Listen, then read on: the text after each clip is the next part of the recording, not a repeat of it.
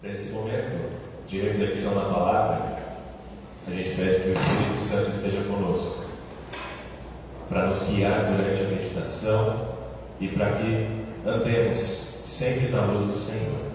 Amém. Amém. Muito bem, eu gostaria de planejar com vocês uma coisa meio diferente hoje.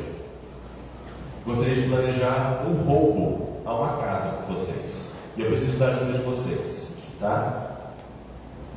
Tem uma família que se mudou para cá faz pouco tempo e mora numa casa boa. E eu já, nas minhas andanças por aí, já percebi que a casa tem alguns cadeados, tem algumas trancas, mas nada que um arrombamento não resolva, né? E para vocês ficarem tranquilos de que vai dar certo, não tem ninguém que vigie essa casa. Não tem câmera de segurança. Não tem cerca nos muros. Então é bem fácil de invadir. Só que eu ainda estou indeciso em qual vai ser o melhor dia e o horário para eu invadir essa casa. E daí eu queria a ajuda de vocês. O que vocês me sugerem? Qual é o melhor dia e horário para a gente entrar nessa casa para arrombar a casa? Quando não tem ninguém? Mas em qual horário? À noite é melhor, né? Daí a gente não é visto. De madrugada, né? Quando tem menos movimento. Então, esse é o melhor dia e horário para a gente não ser pego, certo? Agora vamos pensar do lado da família, do outro lado. Se essa família soubesse que a sua casa seria invadida em tal dia, no dia que eles não estivessem, e em tal horário, durante a noite, o que essa família faria?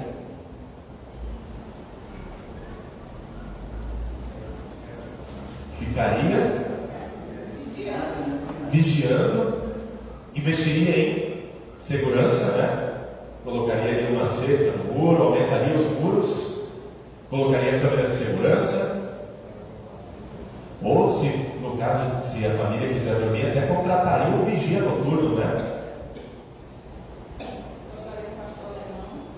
O pastor alemão, cachorro, para ter segurança mesmo, né? E é a partir desse exemplo, meus queridos, um exemplo parecido com esse, que Jesus exorta os seus discípulos: estejam preparados, porque o Filho do Homem virá a hora que vocês menos esperam. Do que Jesus está falando nesse texto? No texto de hoje? O quê? Na volta dele. Da vinda dele, né? Mas é só sobre isso que Jesus fala no texto? Não, né? Jesus está falando sobre um tempo de preparação. Um tempo de preparação para a sua vida. O advento é esse tempo de preparação que nós temos para a vinda do Senhor. E nós lembramos da vinda que já aconteceu no Natal. Nós celebramos quando o menino Deus nasceu em humildade, cresceu e viveu em humilhação até a verdadeira humilhação que foi a sua morte e morte de cruz. Mas a gente também lembra de uma vinda que acontecerá. E dessa vez não vai ser como a primeira vez que ele veio em humildade. Ele vai vir exaltado. Ele vai vir com seu poder e glória. Para quê?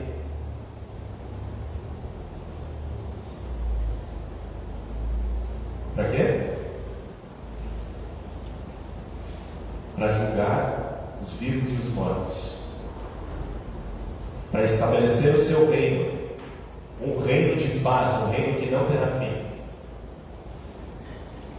É como afirma Isaías, na leitura que a gente viu, que a gente ouviu: será um reino de paz, de justiça, onde as armas de guerra que nós usamos serão transformadas em armas em armas de trabalho no campo, em ferramentas de trabalho no campo. As espadas que nós levantamos contra os outros serão usadas como lâminas no arado, para abrir a terra. E as lanças serão transformadas em foices. Imagine que reino maravilhoso, onde não haverá guerra, não haverá morte. A vida vai ser mantida, vai ser preservada. É esse reino que a gente espera. Mas, quando que esse rei vai vir? O que o texto diz? Ninguém sabe o dia e nem a hora, senão o Pai. O que nós fazemos então? Vamos nos preparar para essa vinda? Vamos vigiar para não sermos pegos de surpresa, como aconteceu lá nos dias de Noé. Lembra o que aconteceu com Noé? Noé e sua família sabiam que o mundo seria destruído com água. E por isso eles se prepararam. E como é que eles se prepararam? Primeiro, eles ouviram a voz do Senhor, né? Segundo, eles confiaram nessa voz. E terceiro, eles construíram uma grande arca para serem salvos do dilúvio. Noé então se preparou. Ele investiu o seu tempo. Imagine quanto tempo demora para construir uma arca. Ele investiu os seus dons, porque não é fácil construir uma arca gigante. Ele investiu os seus bens. Imagina comprar aquele tanto de madeira. E ele fez isso justamente porque ele confiou na voz do Senhor, que ordenou que ele fizesse isso. Porém, o que aconteceu com todos aqueles que não confiaram na palavra do Senhor? Todos estes foram destruídos.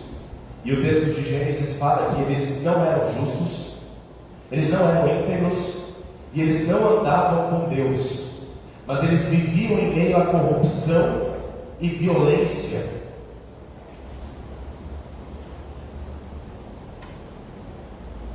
Nós estamos nos preparando para a destruição deste mundo, como Noé se preparou? Nós confiamos que Jesus de fato virá? Ou nós estamos fazendo o que Ele nos ordenou? Os textos de hoje nos ajudam a nos preparar para essa vinda de Jesus. Isaías fala sobre andar na luz do Senhor. Na Bíblia vocês sabem que luz e trevas são constantemente usadas para falar sobre o bem e o mal, aquilo que é certo e o que é errado. Mas o que muitas vezes nós não nos damos conta é que onde tem luz é impossível existir trevas. As trevas só existem pela ausência de luz. Se falta luz no lugar, o lugar está em trevas. João, lá no começo do seu Evangelho, ele mostra isso claramente quando ele fala que a luz resplandece nas trevas, e as trevas não prevaleceram contra a luz. De que luz João está falando aqui no texto, no começo do seu Evangelho? Quem é essa luz? Jesus, né? Jesus Cristo, o Deus Filho que veio ao mundo em forma humana para iluminar toda a humanidade. E Ele iluminou de fato pelo seu cumprimento da lei, a lei do amor, né? Ele morreu, Ele ressuscitou, subiu ao céu e assim completou a sua obra de salvação. Mas o texto de João diz que a humanidade preferiu ficar nas trevas. O mundo que tanto fala de amor, odiou o amor em pessoa, o amor encarnado de Deus, e o matou. Mas a luz do mundo não foi apagada. Jesus está vivo, e por meio do Espírito Santo, Ele ilumina toda a cristandade na terra, diz Lutero no Catecismo, né? Ele ilumina a cristandade para quê? Para andar na luz, viver de acordo com a vontade de Deus. O Salmo 119 é conhecido de todos.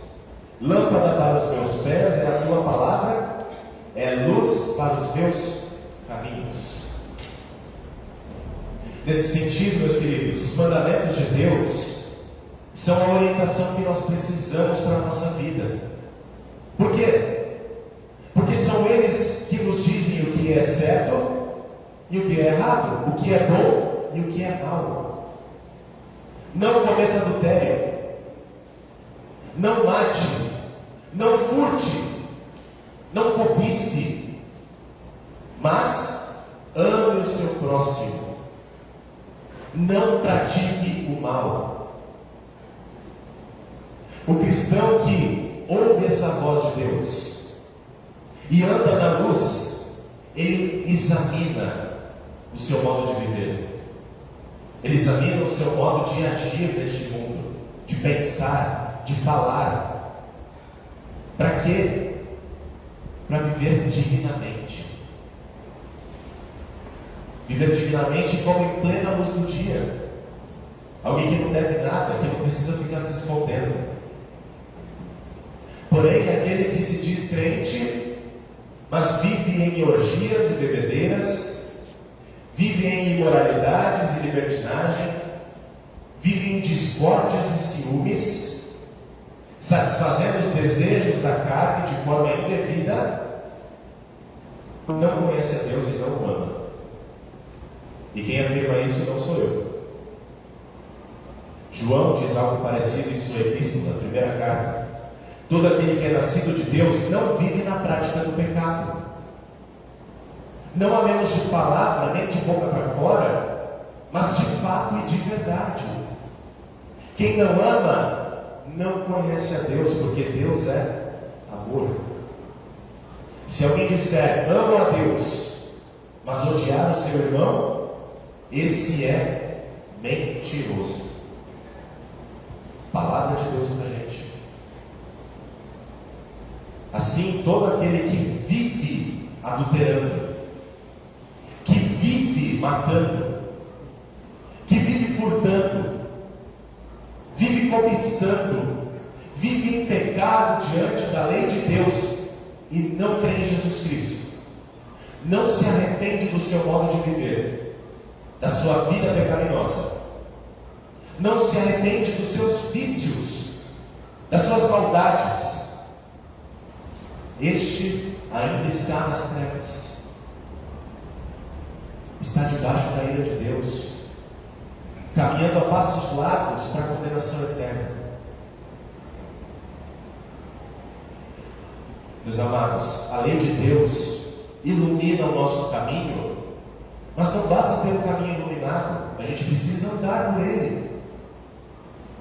E para andar na luz de Cristo Jesus é necessário, como diz Paulo aos Romanos, deixar as obras das trevas e se revestir com as armas da luz. Nesse sentido, o cristão vive numa batalha. Vive numa batalha que tem muitas lutas.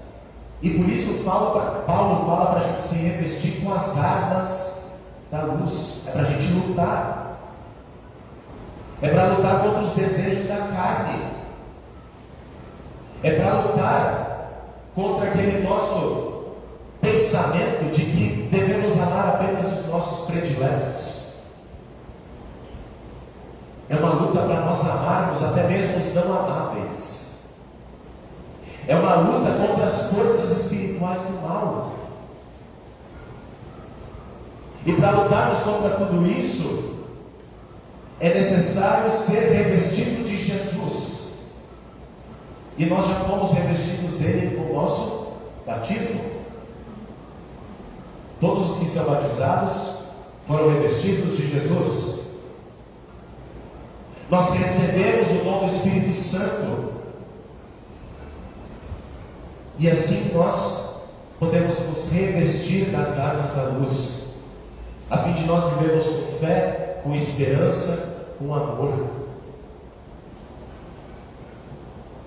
É necessário a gente pegar a armadura de Deus para resistir no dia mal, como diz Paulo aos Efésios, capítulo 6. Essa armadura de Deus, a gente se cinge com a verdade, a gente se veste com a couraça da justiça, a gente tem os pés calçados com o Evangelho da paz, segurando sempre o escudo da fé.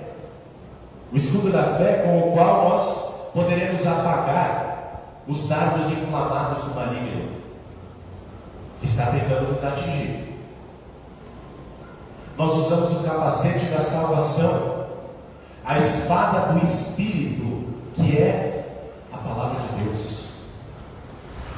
E por isso nós oramos sem cessar. Viver essa luta diária contra as trevas é despertar do sono do pecado. E nós precisamos ouvir isso todos os dias. Desperta, ó tu que dormes. Nós precisamos dizer isso para as pessoas: desperta, ó tu que dormes. Porque a nossa salvação está agora mais perto do que quando no princípio nós cremos. Diz Paulo aos Romanos. A nossa salvação está cada vez mais perto. E isso, essa luta diária só é possível a gente despertar do sono quando nós ouvimos Jesus falando conosco. Batizem, ensinem todas as coisas, guardem essas coisas, façam o que em memória de mim? A Santa Ceia, em memória de mim. Por quê? Porque é assim que vocês são preparados para a minha vida. Quem nos prepara para a vida de Jesus é o próprio Jesus. Noé, ele precisou construir uma arca gigantesca para ser salvo lá no dilúvio. Mas nós já temos tudo pronto para a gente. Já tem tudo realizado.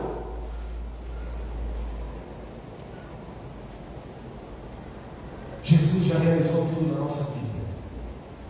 E agora nós estando nós salvos, perdoados por Jesus, nós não vamos viver de acordo com aquele que nos salvou?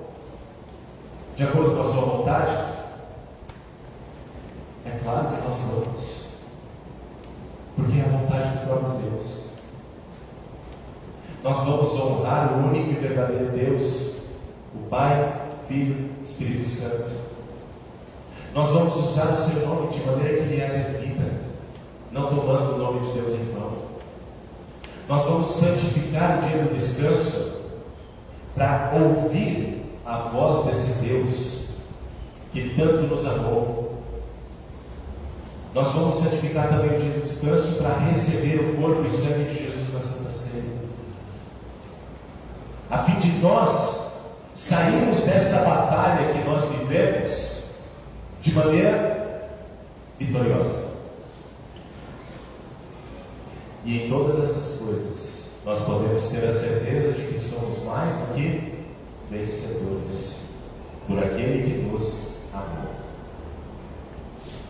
Portanto, acordemos, vigiemos, amemos uns aos outros, andemos na luz e estejamos preparados, porque o dia vem chegando. Vem, Senhor Jesus. Amém.